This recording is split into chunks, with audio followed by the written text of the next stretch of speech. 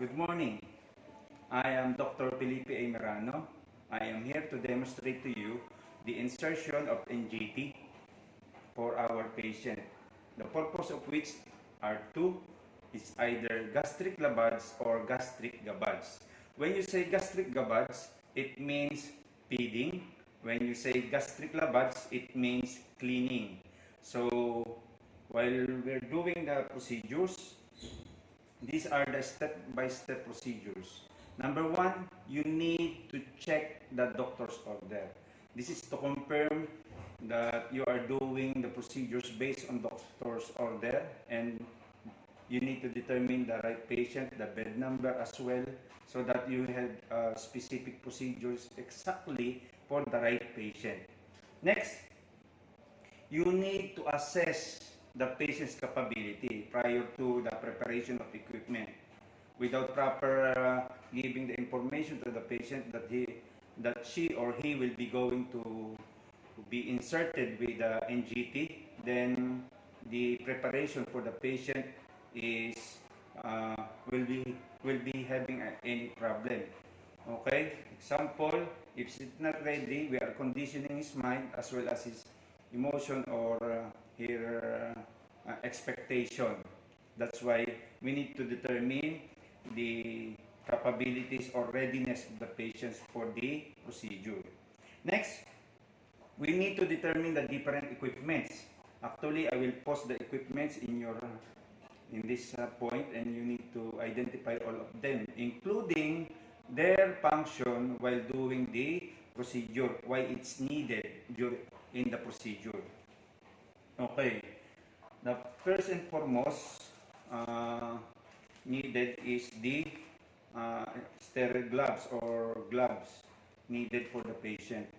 During the procedure, I will show you also how to use the sterile gloves to avoid contamination of the patient. Next, you need to determine, you need also the stethoscope. The stethoscope will be used so that we will check the proper insertion of NGT into the stomach of the patient. Another one is the NGT. Okay, this is the packing of NGT, and you need to determine the expiration and the date it was manufactured. It's very important so that you will to avoid any complication with the patient. Sometimes there is allergy with the plastic. Okay, then while using the NGT, you need to determine if it's a fit or the patency of NGT. Example, there is a hole, so you should not use this one to your patient. As well, you must have a extra gloves, so based on the size of your hand. Okay, so sometimes the gloves is not properly manufactured, so there will be discrepancy during insertion. Probably it will be broken during the procedures. So you need to have an extra based on the size of your hands. You need also the basin. Okay, so this will be used to support during the aspiration of gastric fluid into the stomach from the stomach of the patient. And you need also the towel. This is to provide protection over the chest of the patient so that there will be no spilling or during if the patient is having saliva or discharges during the procedure. And you need also the extra cap of the syringe to that will be used to close the tip of the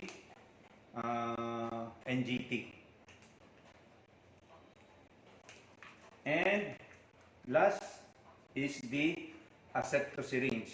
Okay, so this will be utilized to aspirate and inject air to the stomach. And sometimes an extra is your pen light, okay, so that will determine if the NGT is fully inserted into the throat of the patient. Okay? Now, let me arrange everything.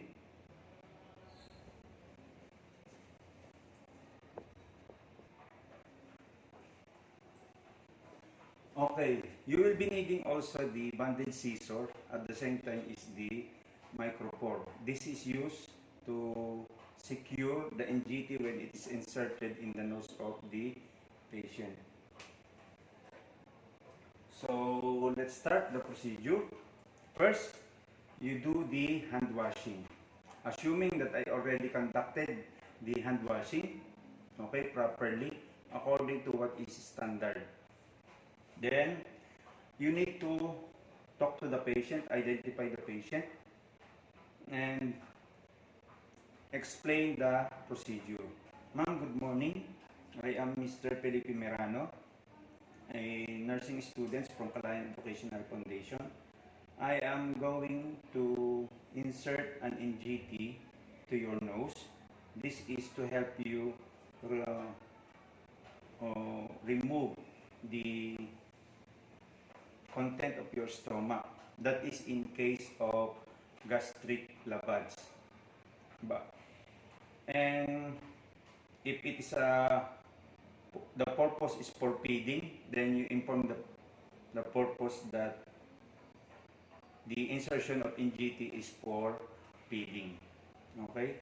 Ma'am, during the procedure, you will be elevated from your positions in semi-powders so that it will help to insert the NGT going through to your stomach, and you will be instructed to breathe by mouth.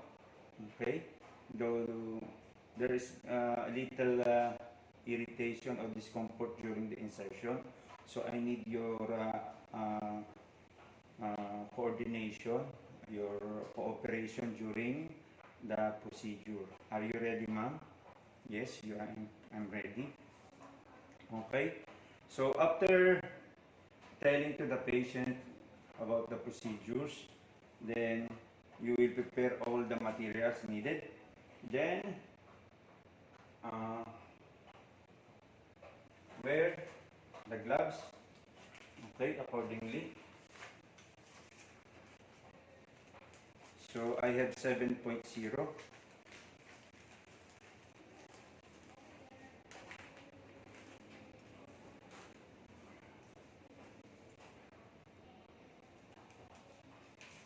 Okay. Sometimes you need an assistance to open all other pack materials so that it will be open for you. So in case that you don't have any assistance in doing the procedure, what you have to do is to prepare it lightly like this, so that when you have already the sterile gloves, you can pick it up without contaminating the materials. So I'm doing it to prepare myself because I don't have any assistance. Okay, then I should get my sterile gloves and provide it. Take note, the additional equipment is the KY jelly. Okay, KY jelly should be placed on, after wearing the gloves, it will be placed on the on this part of your arms, on the upper portion, on the top, so that you will slide the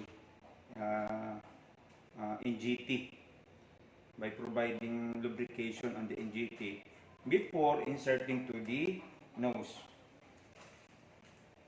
So I'm wearing now my gloves. Okay.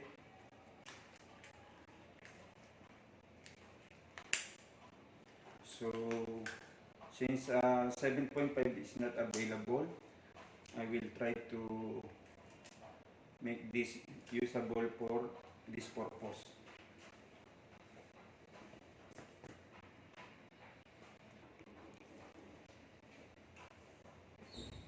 Okay. Sometimes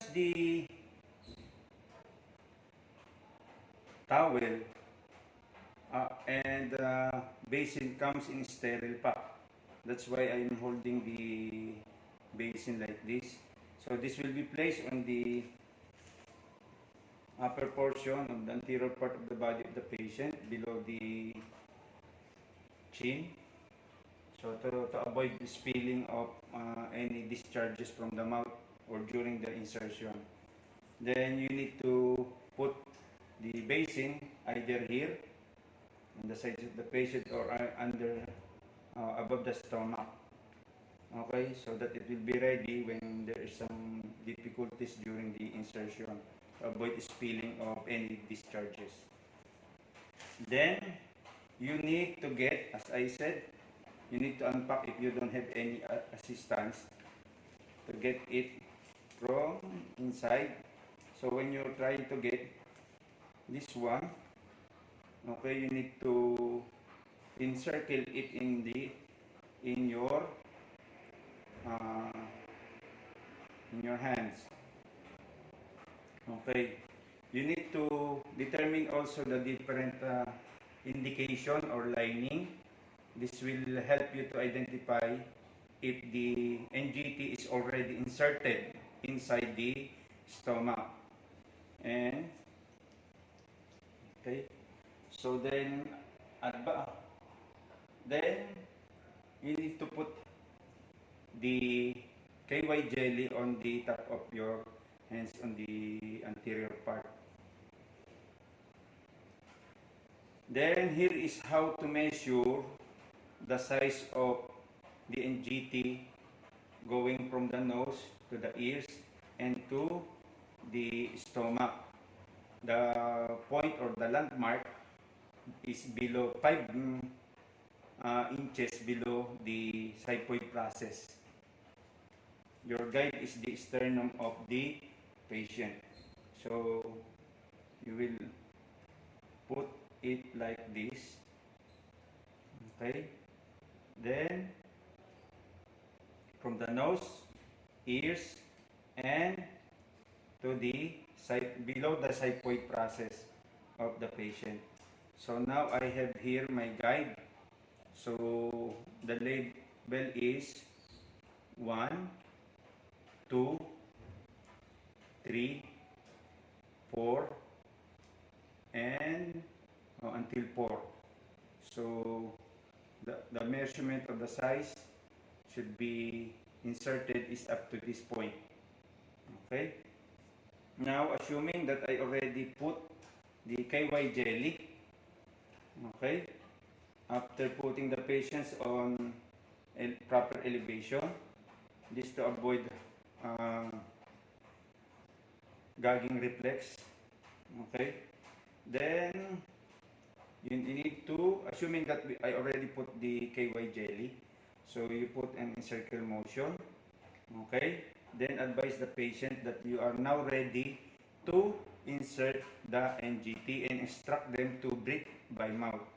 Okay, ma'am, I'm ready to insert the NGT through your nose. Are you ready now to participate or to do the procedures?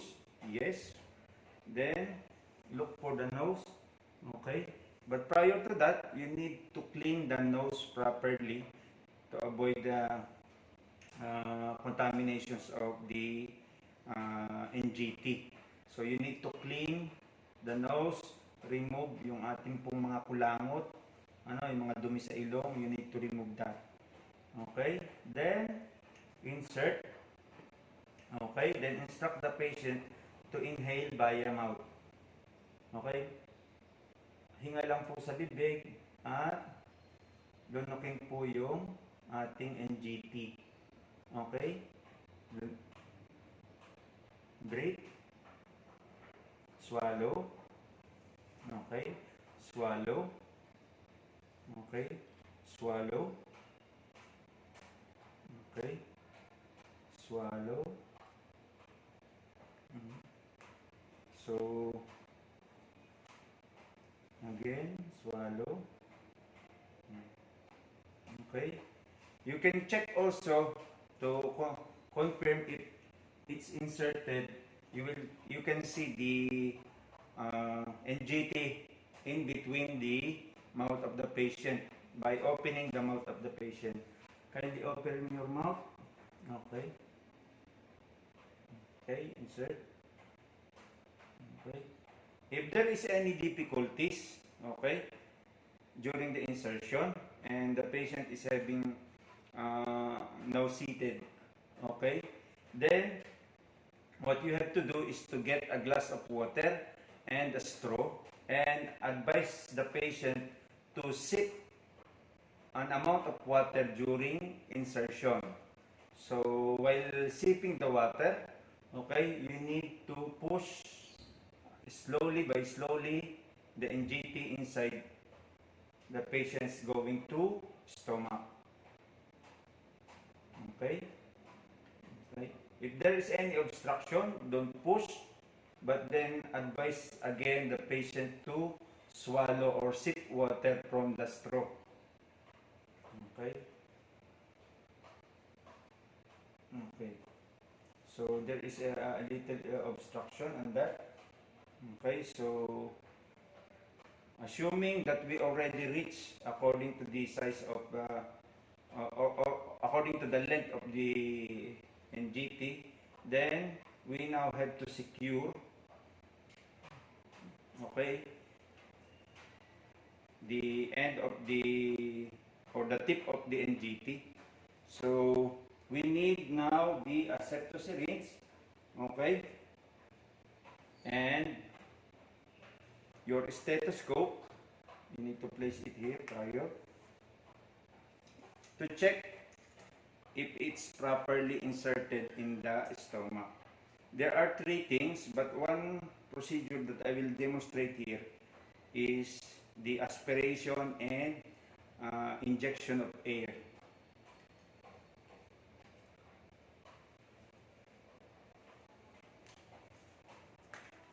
So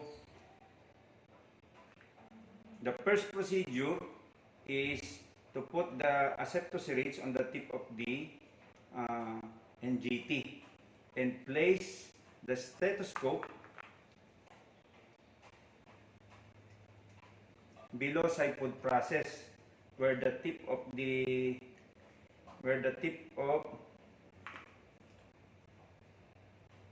NGT is placed inside the stomach. Okay? What you have to do is to push or to create positive.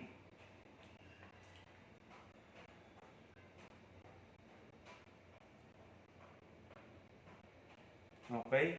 When you push an air to the stomach, then it will create a sound in the stomach and you will hear. Okay, that is one point that you can assure that the NGT is properly inserted in the stomach. Do not release the tip of do not release the aseptor syringe, the rubber part of the aseptor syringe. After releasing that is the negative pressure. Okay? Then the content of the stomach will be pushed upward and you will see on this place on the NGT that it's going out. Okay? Then to avoid the gastric juice to come out, so you need to kink, okay, because we don't need the gastric juice to come out and we have to push a little bit so that it could come back again to the stomach. There are cases that we need the gastric juice for determining if we are also inserted. So you need to get an amount of the fluid coming out and to assess if it is gastric juice. So you will be using a litmus paper, okay, which is not available. The litmus paper will determine if the patient, if the amount of fluid comes out from the stomach is the hydrochloric acid. So by using litmus paper, it will determine that you properly inserted the gastric juice. Actually, we don't have available litmus paper for that. Okay, that is another form of examination to determine the pH level of the patient's gastric content. Okay, now let's secure the tip of NGT so that no air will come in and no gastric juice comes out. So we need the cap of the syringe to cover the tip of the NGT. There are cases that some nurses use this one. So I encourage you not to do this one by kinking and inserting it there. So this is not acceptable because this is not standard. But in case for any emergency, you can use this to avoid the spilling of gastric content. Now, since we inserted and we confirm that the NGT is properly inserted in the stomach of the patient, then we need to secure the NGT in the nose of the patient. So, to avoid length of time, you need to cut the micropore, okay, and place when you are preparing the equipment. So place it like this so that it will be ready. These common procedures we are doing in surgery. So we need to secure the NGT. You need to paste it in a ribbon-like little slant, okay, so that it will create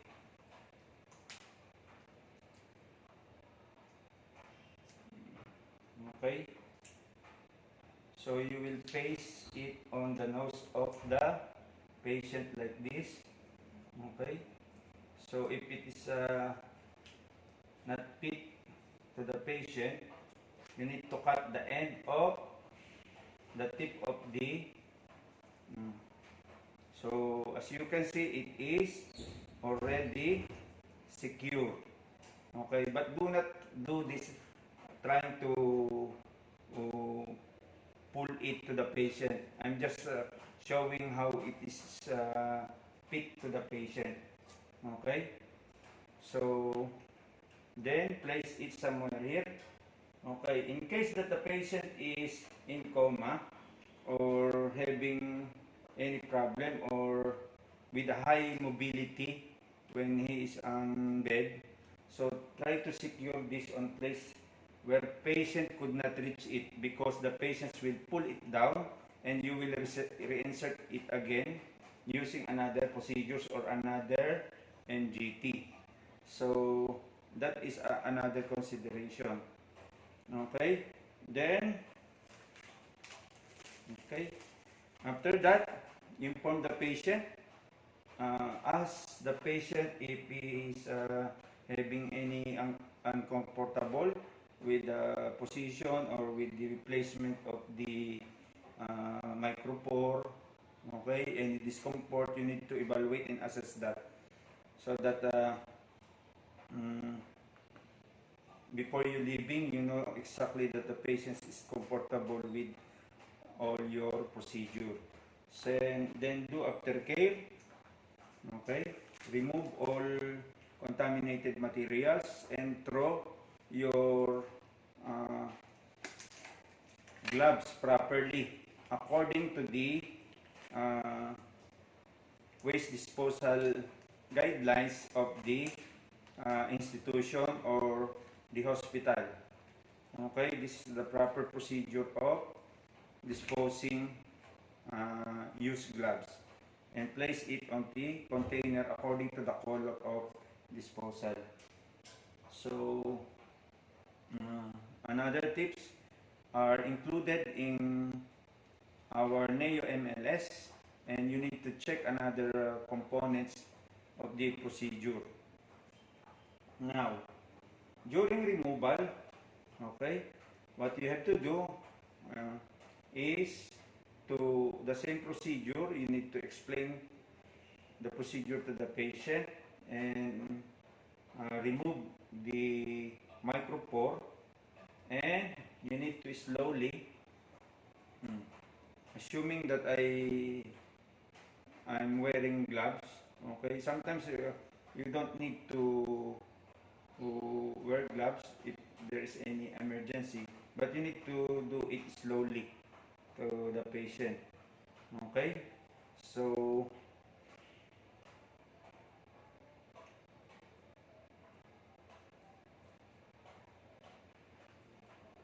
so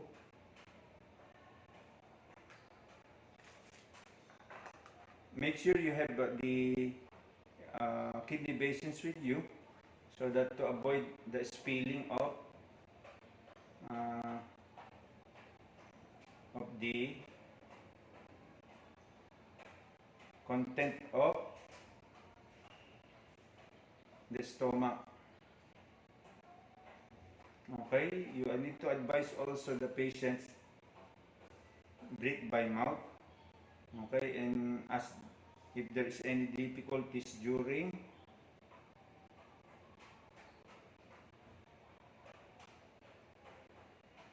removal.